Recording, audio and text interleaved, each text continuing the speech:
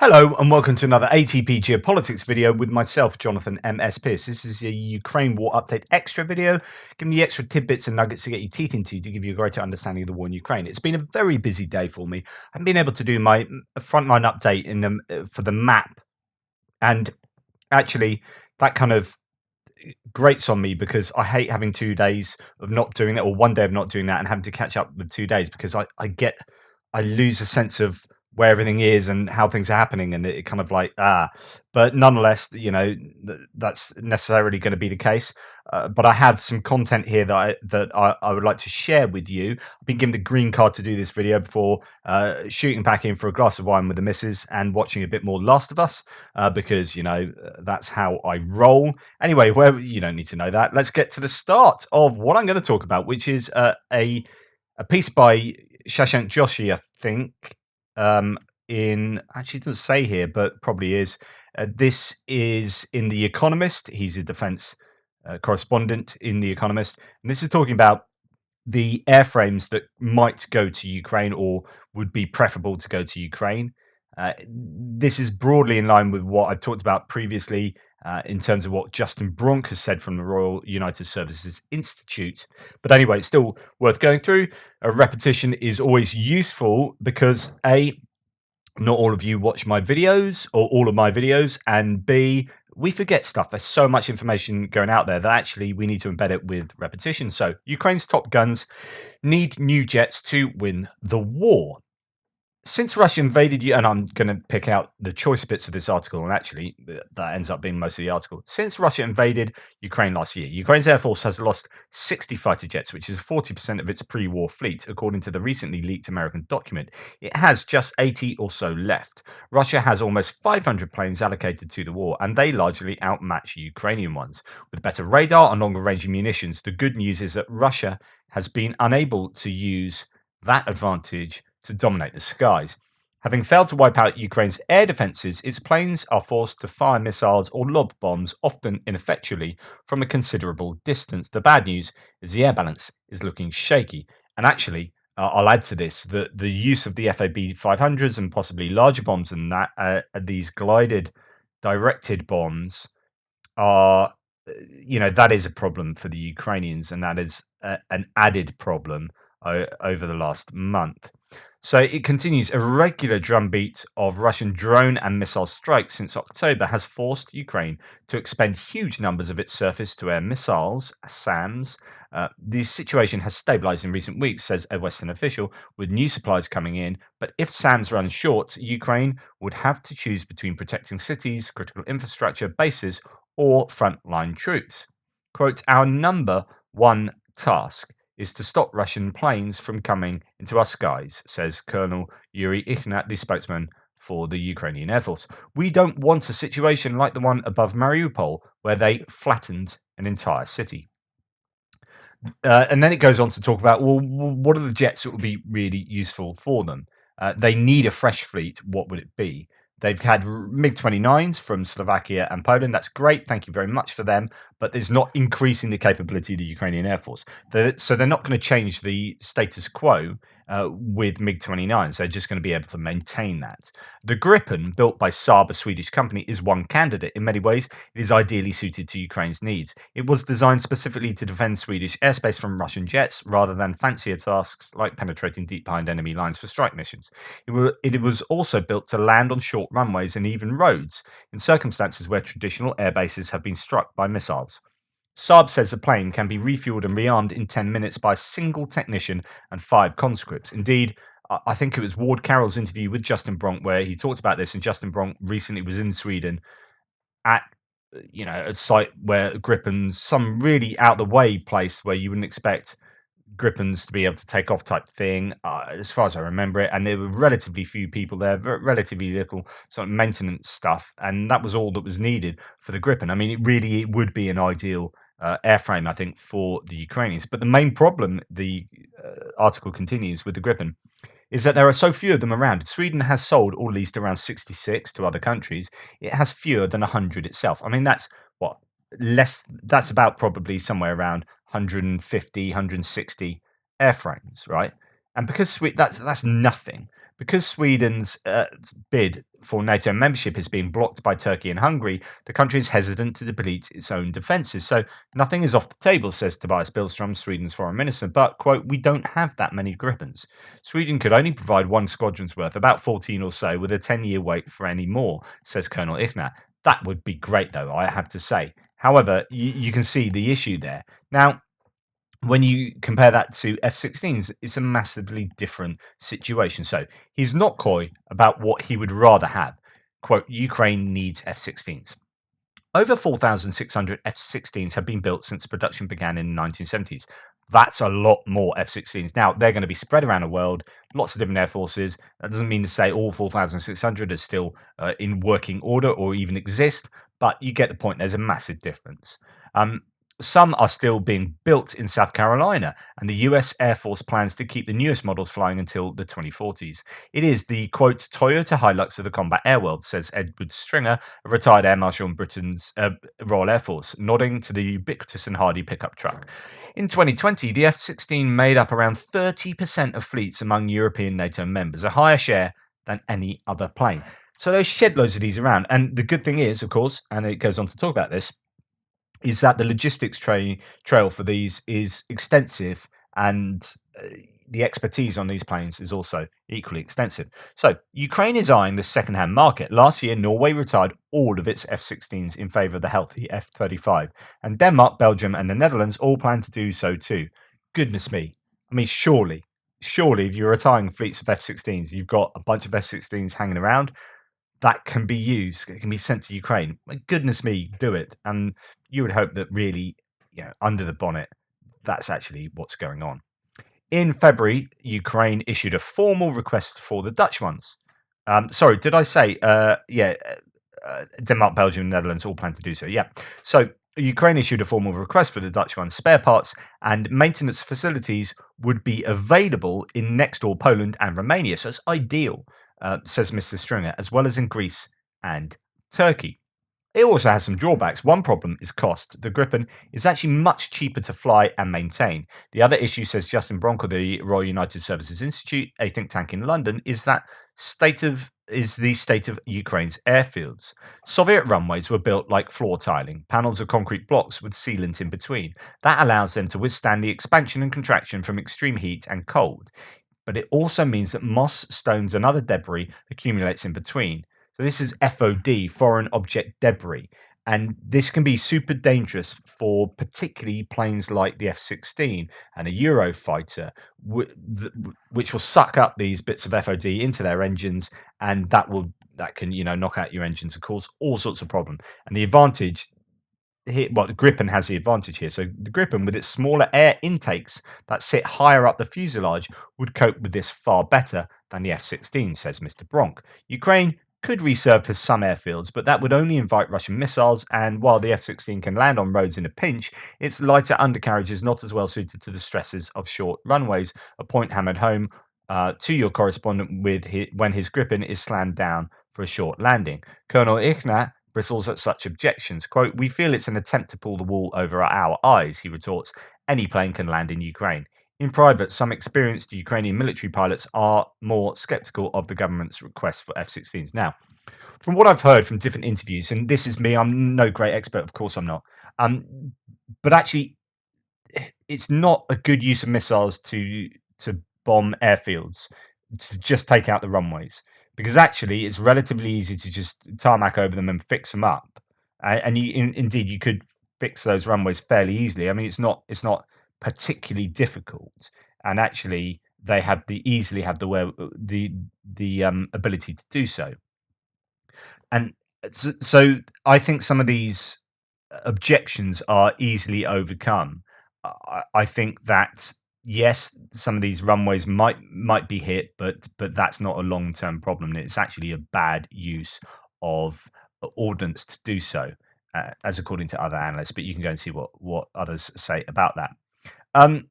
So where do we get to? As he says, any plane can land in Ukraine. In private, some experienced Ukrainian military pilots are more skeptical of the government's quest for F-16s. Interesting. Either way, what matters as much as a plane is its armament. And this is what Justin Bronk talks about an awful lot when you see him interviewed. Mr. Bronk says that even a tiny flight of Gripens, just 8 to 12, could keep Russia's risk averse air force at bay if they are armed with Meteor, the world's most advanced air to air missile, because Meteor was jointly developed by Britain, France, Germany, Italy, Spain, and Sweden, and would therefore require a consensus to export. It would also give Sweden multinational political cover for any decision to send jets. The snag is that Europeans may not want to risk having the cutting edge Meteor fall into Russian hands.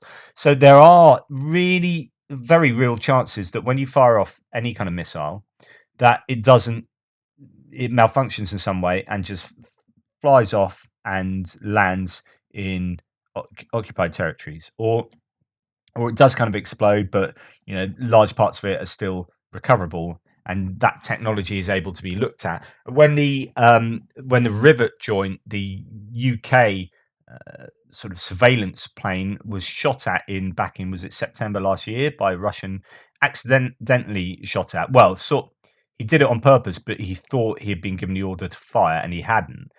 So the story goes, and I think this is genuinely what people believe. That missile malfunctioned. So it does happen. And that means that you should be able to find that missile and pick it up. Now, goodness, if it wasn't for that missile malfunctioning, what would the West have done? Because even though that was a kind of accident, he fired it off on purpose, but he misinterpreted the command. I wonder what would you have suddenly had the West going, right, that's it, now NATO's involved. Yeah, and that malfunctioning, wow, the serendipity of that, just wow, what might have happened if that hadn't malfunctioned. Anyway, let's get back to what I was talking about. The snag is that Europeans may not want to risk having the cutting edge Meteor fall into Russian hands. America may be similarly hesitant about sending the latest variants of the equivalent, the AIM 120, which Mr. Bronk says would be needed to give the F-16 compatible range to Russia's best missiles. Ukraine will need other supporting capabilities too. Mr. Stringer points to the importance of electronic warfare, EW, to blind Russian warplanes. Ukraine could deploy simpler ground-based systems, he suggests, rather than the identical EW planes used by America and its allies. So you have specific EW planes that do the same job as some of these installations on the ground. Anders Persson, Deputy Commander of the Swedish Air Force until last August, points to the importance of a data link that connects fighter jets to air defense radars on land. Gripens or F-16s without such links, he warns, would serve as little more than souped up MiGs. So on and so forth. So really, it seems here that there's no mention of the Hornets and any other planes that could be used. This article really only concentrates, as you can see, on the F-16s against the Gripens. My position is now you've got to be doing everything you can to allow Ukraine to get their hands on airframes that have a competitive advantage over the Russians, and as many as can be given. It doesn't matter what they are. Gripens, F-16s, get them out there. That's my opinion. Might well be happening. This might be all talk. I've talked about this previously, which is that they're very well going to give some of these jets, whatever ones they might end up being. But they had this talk. Oh yeah, can we have these jets? No, it's because of X, because of Y. Yeah, but we really need these jets. Yeah, but you can't because of Z and A and B. And while this talk is going on, actually both sides know that they're going to get those jets, and they're already training people up. And this keeps everyone kind of distracted, including the Russians. So the Russians think, okay, they're not getting jets. Meanwhile, actually, they are going to get jets, but the talking about it, I've talked about this plenty of times before, is the mere exposure effect. So the more you hear about things, the more credible, the more acceptable they become, no matter how wild or whatever. In this case, what happens is you're talking so much about airframes and jets being given to Ukraine that actually when it eventually happens, you've had all this conversation, everyone's like, well, yeah, about time. Rather than, oh, you can't do that, that's escalatory. It's like, yeah, well, we've been talking about this for 6 months. Goodness me, it's taking this long. So actually, this kind of conversation not only distracts, but it makes it more acceptable that they are actually given airframes. And it could be, I don't know, but it could be that they are going to get some kind of jet and that they are already having their pilots trained up on those jets. Right, moving on. This is from Timothy Mirlovanov. For most of us, it is difficult to understand the amount of damage by the Russians in Ukraine. So here are 10 analogies. The KSE Institute, which is Consultancy Analytical Research Institute, estimates total direct losses of $143.8 billion. This is about equivalent to rebuilding the city of the size of Los Angeles from scratch. 2. About 185,000 square kilometers of Ukraine's territory could potentially be contaminated with explosive ordnance and needs to be surveyed for mines and cleared. This is like having an area larger than the state of Florida contaminated with explosives. Apparently, Florida is quite big. Russia's military aggression has led to significant environmental impacts with 5.5 million tons of pollutant emissions released into the air, causing an estimated $25.8 billion in damage. This is like adding the annual CO2 emissions of a country like the Netherlands. 4. Direct damages to Ukraine's infrastructure, including transport, public road systems, and railway infrastructure, amount to $36.2 billion. Imagine the entire public transportation system of a city like London being wiped out. 5. The direct damage to the Ukrainian energy infrastructure is estimated at $8.1 billion, with electricity generation and transmission objects suffering the most. The damages are equivalent to the cost of building 10 Hoover dams, which is, it's a damn lot of money.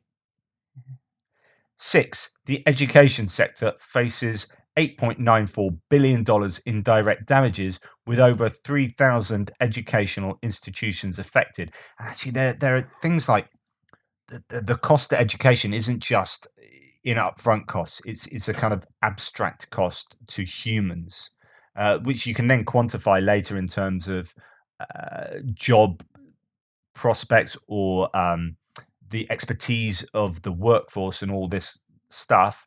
But yeah, the psychological damage and the educational damage to the Ukrainian population is perhaps, in some sense, unquantifiable and significant.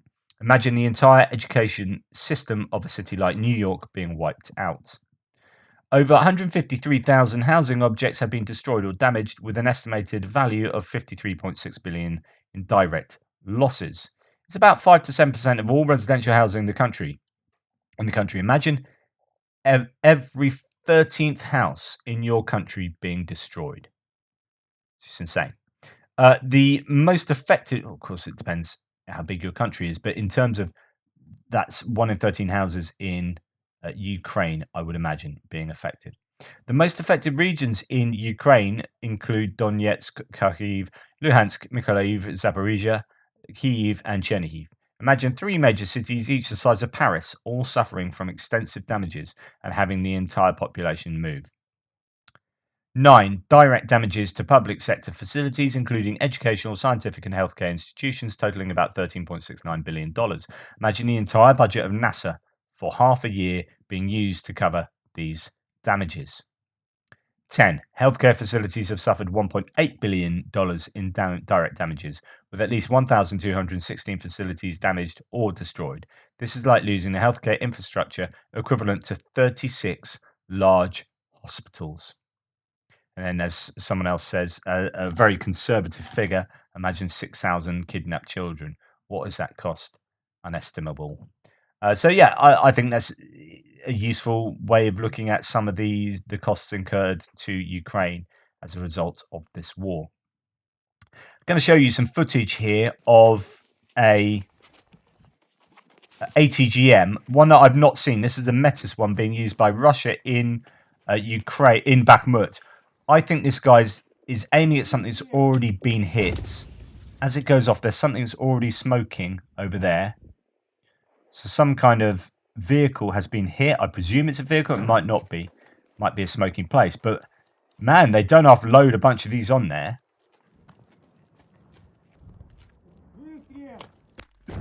Another one goes.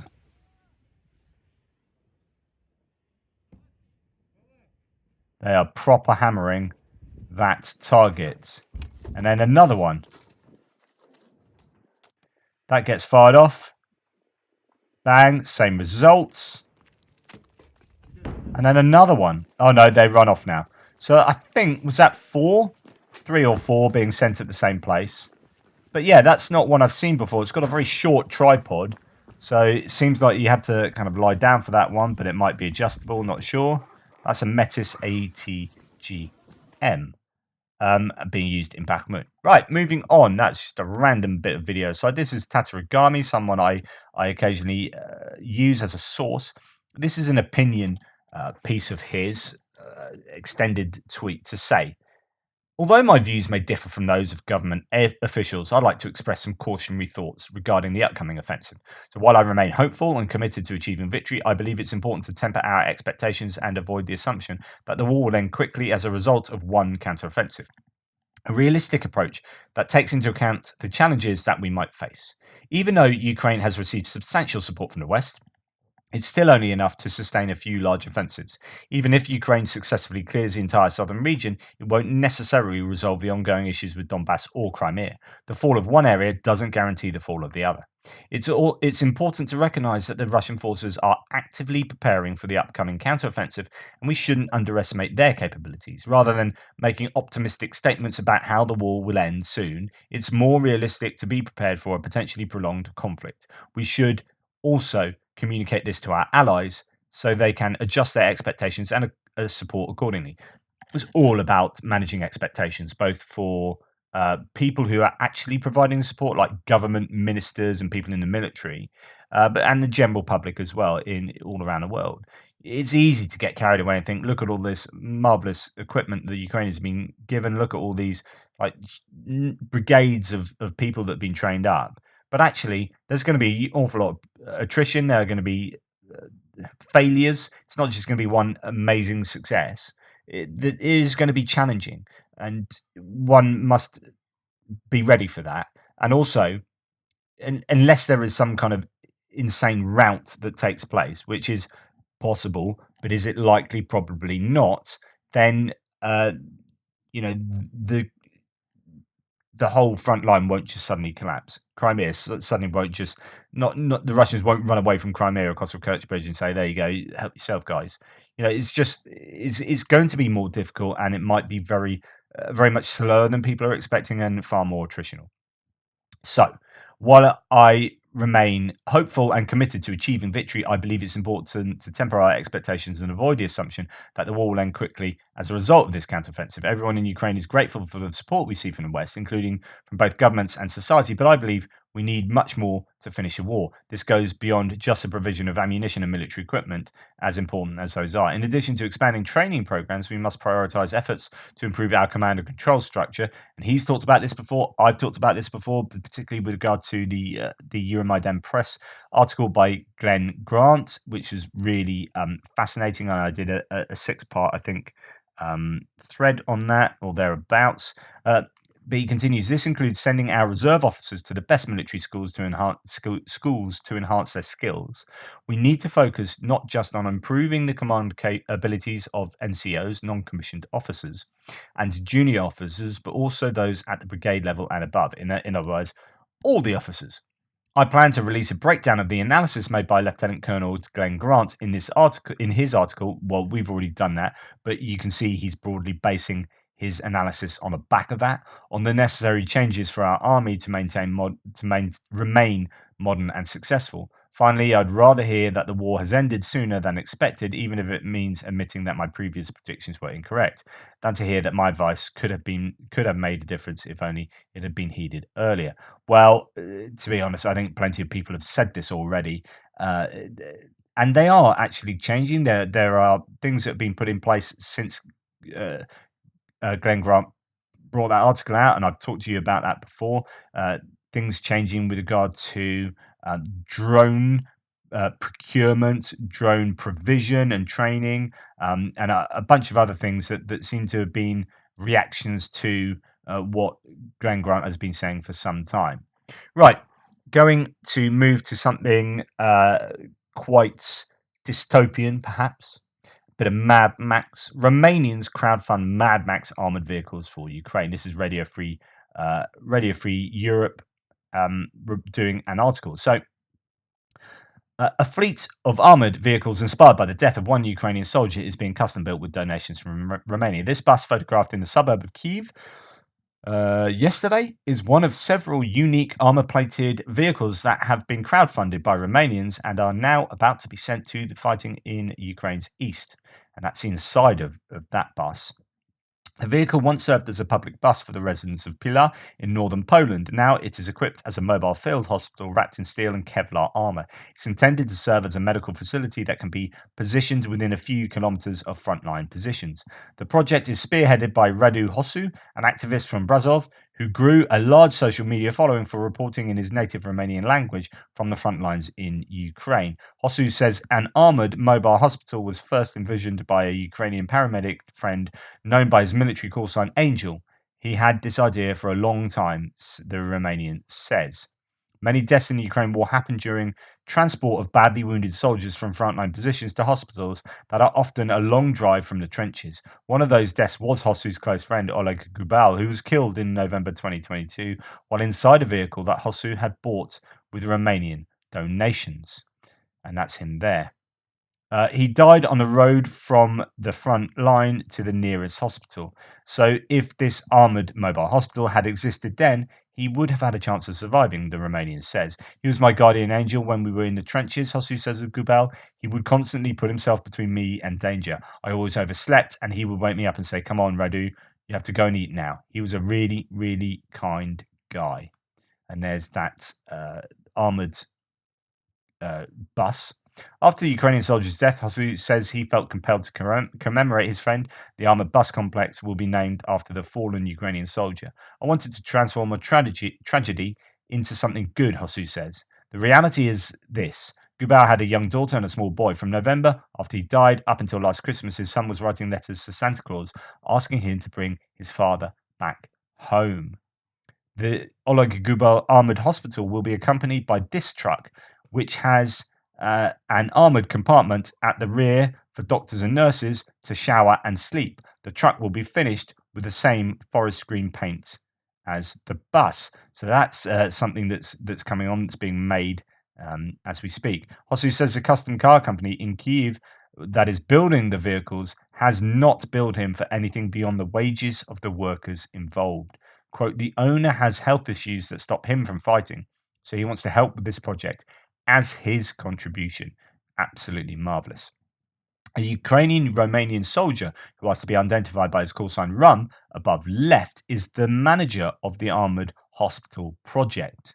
Hosu says that Oleg Gubal complex has a cost of a total of around 130,000 euros donated by Romanians, with most of the money spent on medical equipment and military-grade armour plating. Hosu claims that the armour has not added significantly more weight to the vehicle than it would have carried when full of passengers in its previous life as a public bus. And there's another sort of Mad Max style armoured vehicle. At the same workshop where the other armoured vehicles were made, work is currently underway on this extraction vehicle designed to reach frontline positions to transport wounded soldiers to the mobile hospital. The off-road vehicle is a Frankenstein combination of a Soviet-designed Gaz truck chassis, an American Ford truck cab, and a custom-built armoured cargo bay. Hosu says he has been overwhelmed by Romanians donating to his various fundraising projects for Ukraine's war effort, including pensioners who pledged €50 from their government stipends of €250 per month. I spoke to one old man and told him, please don't do this, you need this money. Hosu recalls, he told me, don't take away my chance to be useful again in this world. That's lovely. The fleet of armoured vehicles is scheduled to leave Kyiv and drive toward the fighting in eastern Ukraine in early May. So that's the whole article there. I just thought it was something a little bit different, which is really interesting to see the variety of activities that people are doing to help the war effort in so many different ways and so many different countries and people from these countries. This is a case of Romanians coming up with the goods to help those troops on the front line survive in that golden hour between getting injured and getting to the hospital. It's such an important hour. You got to, platinum 5 minutes. It is, I think, and then the golden hour. If you can, staunch your bleeding in 5 minutes, and then get your guy to a hospital within an hour, then you got vastly, significantly greater chance of surviving than if you don't. So that's today's extra video. Really appreciate your support. If you fancy, it's not quite Mad Max, but I do have a couple of books out. Survival of the Fittest. These are fiction books. Metamorphosis and Adaptation. These are dystopian, set in the UK, but all of you can enjoy them. Dystopian future where a pandemic rips through. I wrote these before the pandemic, or at least the first one, that's a pandemic rips through society, and what happens when the pandemic's a little bit worse than, quite a lot worse than the COVID one that we had. So anyway, go and check them out if you feel that way inclined. Anyway, thanks for your support. Really appreciate it. Please like, subscribe, and share. Hit the bell. I don't know, do all those things. In the meantime, thank you, and I'll speak to you tomorrow.